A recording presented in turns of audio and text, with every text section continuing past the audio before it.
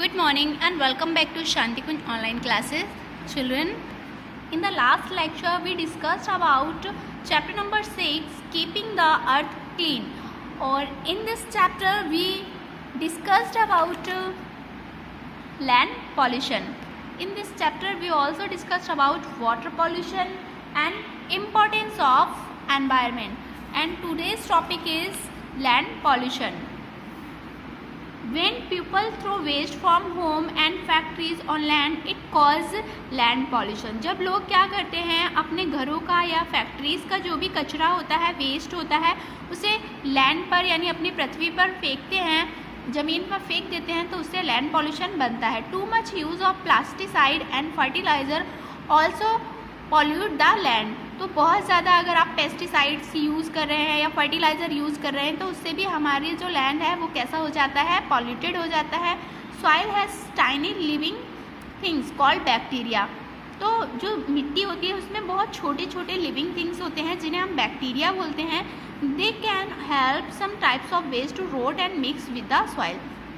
ये हमारी बहुत हेल्प करते हैं क्या करने में, ये जो वेस्ट होता है उसको सड़ाने गलाने में और फिर इसको मिक्स कर देते हैं मिट्टी में.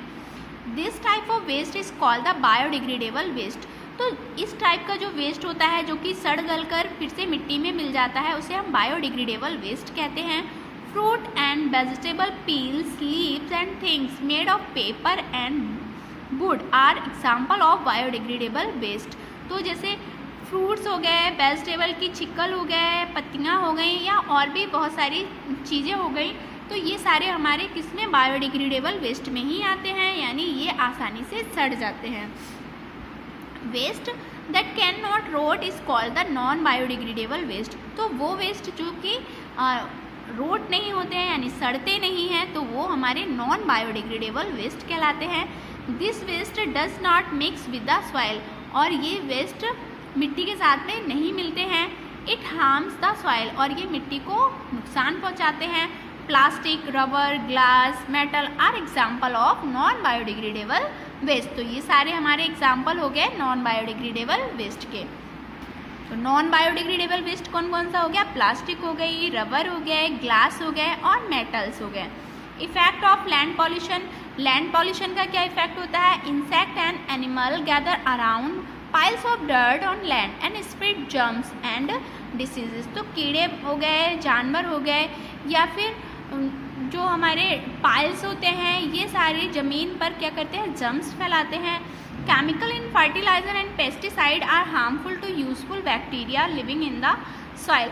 तो जो आप क्रॉप्स जो फार्मर होता है वो अपनी क्रॉप्स को अच्छा करने के लिए बहुत सारे फर्टिलाइज़र मिलाता है या फिर क्रॉप में अगर कोई कीटाणु लग गए हैं तो उनको हटाने के लिए पेस्टिसाइड मिलाते हैं तो उनसे बहुत सारे बैक्टीरिया भी बनते हैं तो वो भी हमारी मिट्टी में मिल जाते हैं.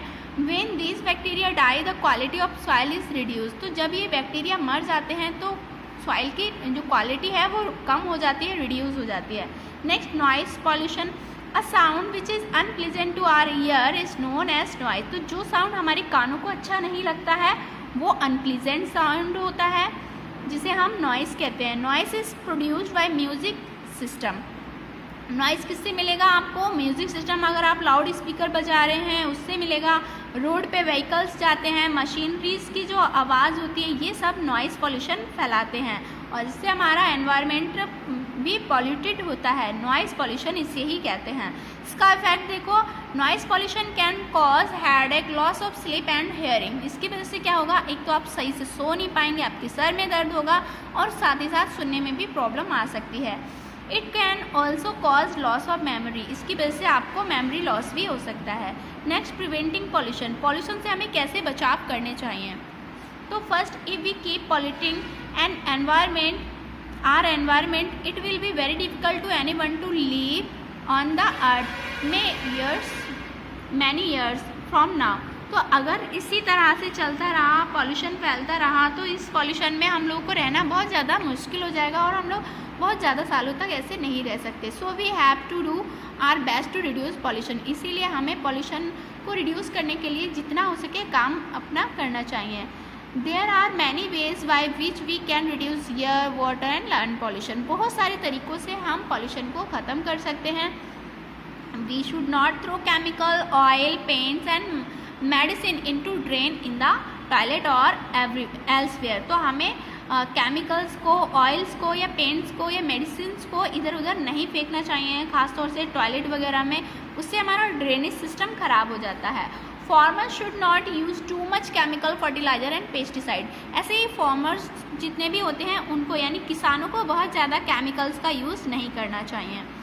We must treat dirty water from home and factories to remove pollutant before releasing into lake, river and seas. तो अगर जो फैक्ट्रीज से गंदा पानी आ रहा है उसको डायरेक्टली ऐसे ही नहीं फेंकना चाहिए. उसे क्या करना चाहिए, उसको पहले ड्रेनेज करने से पहले उसको ट्रीट करना चाहिए, यानी उसको छानना चाहिए, फिल्ट्रेशन करना चाहिए. Chimney in factories must be fitted with filter so that harmful gases are removed before other gases are released into the air. ऐसे ही फैक्ट्रीज में चिमनी लगी होनी चाहिए जो कि क्या करेंगे कि जो हार्मफुल बैक्टीरिया होते हैं गैसेस में वो निकल जाएं और हमारे पॉल्यूशन एनवायरनमेंट को प्योर एयर मिल सके.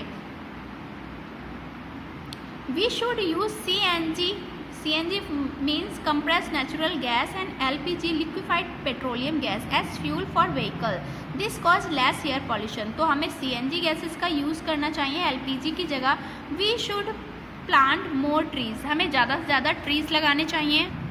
Vehicles should go through regular pollution check. हमें रोज़ाना पॉल्यूशन का चेक कराना चाहिए. We should avoid using loud horn. हमें ज़्यादा हॉर्न तेज़ नहीं बजाने चाहिए. We should use public transport instead of using own car whenever possible. जितना हो सके हमें पब्लिक ट्रांसपोर्ट का यूज़ करना चाहिए अपनी खुद की कार की जगह. We must use wind energy and solar energy to reduce the use of fuel such as petrol, diesel and coal.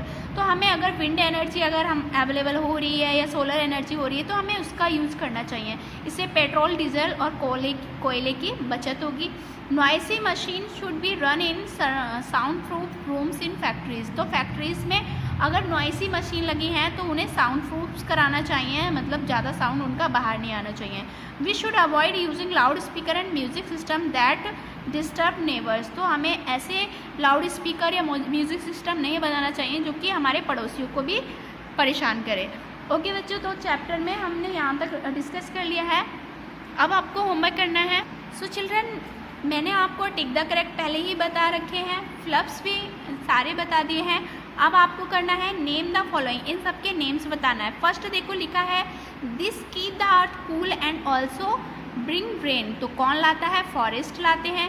These harmful substances cause pollution. तो उन्हें बोलते हैं pollutants.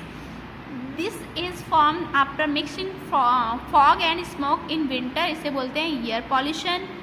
This waste does not mix with the soil, non-biodegradable. This is unpleasant to our ear. इसमें लिखोगे noise pollution.